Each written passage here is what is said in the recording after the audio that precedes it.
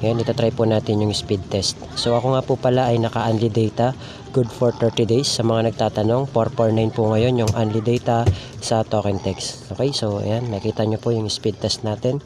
So, umaabot yung download natin ng 33 at yung kanyang ping o MS ay 18 lang po. So, hindi katulad nung nasa Muntinlupa tayo kanina.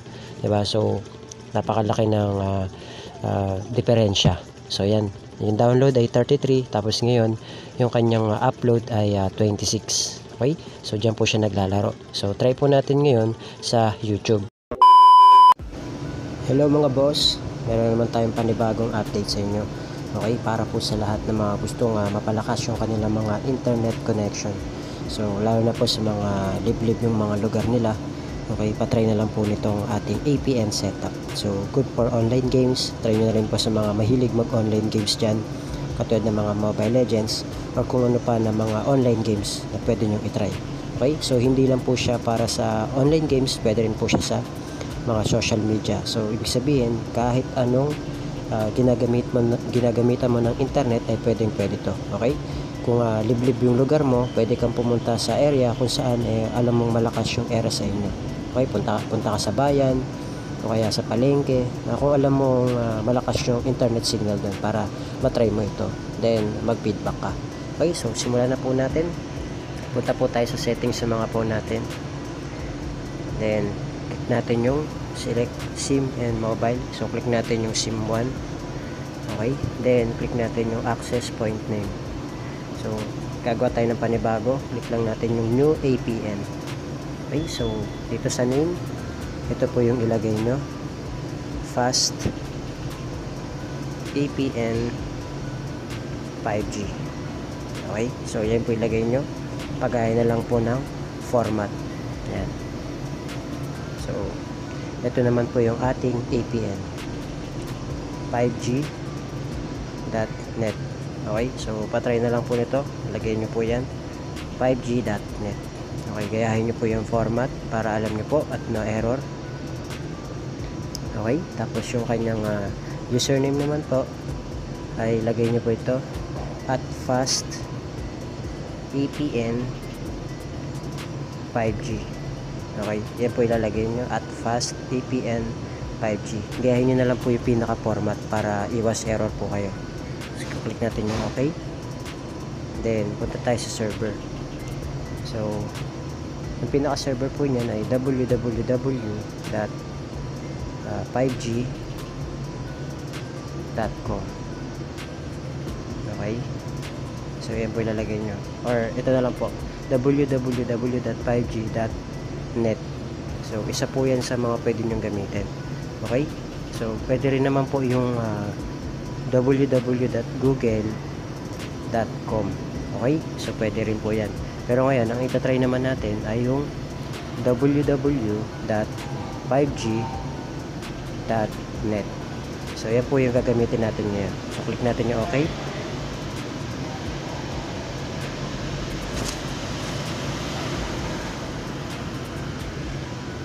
So, ito po sa authentication type. Lagay nyo po dyan. Ito po, POP or CHOP. Okay.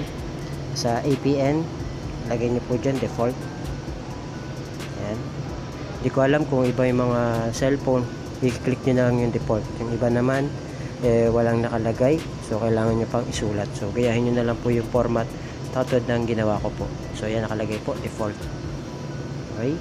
Tapos yung kanyang APN protocol ay IPv4, IPv6. Ganun din po yung kanyang APN roaming protocol, IPv4, IPv6. Okay, tapos yung kanyang bearer naman po, lagay nyo lang po dyan ay unspecified. So, hindi ko alam sa mga naka 2G or 3G kung may nagamit pa ng 2G tsaka 3G. Pero kung wala po, naka LTE naman kayo, unspecified po. Unspecified po ay para po yan sa lahat. Naka 2G ka man or 3G, 4G LTE, 5G, yan, para po sa lahat yan. Unspecified. Click natin yung OK. Then, click natin yung save. Ngayon, pwede po kayong mag-click or i-click nyo na po yung ginawa nyo. So, ito po yung ginawa natin, yung Fast APN 5G. Okay? So, kapag na-click na natin yan, pwede po kayo mag-airplane mode ng mga 3 to 5 seconds. Okay? Then sa kanya po siya speed test. So tatry po natin siya sa speed test para malaman po natin kung malakas po siya. So nandito po ako ngayon sa Muntinlupa. So susubukan ko pong kung malakas yung internet signal dito. Okay? Kasi dun sa Las Piñas, sa bahay, malakas naman po. So try natin dito sa Muntinlupa. Okay? So dito sa Muntinlupa ay umaabot po siya ng 15 or 16 o 17. So dito po yan sa Muntinlupa. At anong taas po ng pin niya, 27. Pero kung siguro kung nasa bahay to, baka nasa 16 lang yan or 20. So pero tatry pa rin natin yan. Okay? Pipidbackan ko po kayo sa bahay. Pag uwi ko, itatry po natin yung speed test nito. Okay? So umaabot po siya ng 18 at 7 yung upload. Okay? So try natin sa YouTube. So partida na yan mga boss, nasa Muntinlupa tayo. So try natin kung lagay natin yung 12 hours video. Okay? Hanap tayo ng mga 12 hours na video. So try natin to. Dito yan sa Muntinlupa mga boss. Yan, malakas-lakas naman siya mga boss kahit papano. Makakatulong po sa inyo tong ating video tutorial. Okay? So feedback na lang po ako, and I hope na gumana rin po sa inyo tong video tutorial natin at mag-feedback po kayo. Okay? So hintayin nyo po ako makauwi para speed test natin sa bahay. Okay? So wait lang. A few moments later. So ngayon nandito po tayo sa Las Piñas. Nakauwi na po tayo. Ngayon itatry po natin yung speed test. So ako nga po pala ay naka-unli data, good for 30 days. Sa mga nagtatanong, 449 po ngayon yung unli data sa token text. Okay, so ayan, nakita nyo po yung speed test natin.